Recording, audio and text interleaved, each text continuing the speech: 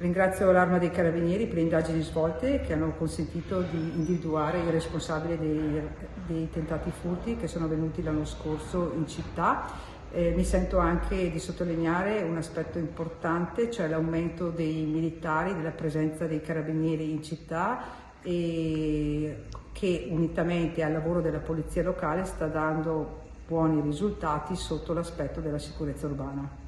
È stato individuato e denunciato l'autore di 3 tentati furti ai danni di esercizi commerciali commessi nella notte del 23 maggio scorso in città. Si tratta di un 21enne marocchino disoccupato e con precedenti di polizia, regolarmente presente sul territorio nazionale, residente in provincia dell'Aquila, ma di fatto domiciliato a Vittorio Veneto. L'identificazione è stata possibile grazie ad un'intensa attività investigativa che ha incluso, oltre all'analisi delle immagini di videosorveglianza, anche molte testimonianze di titolari e cittadini.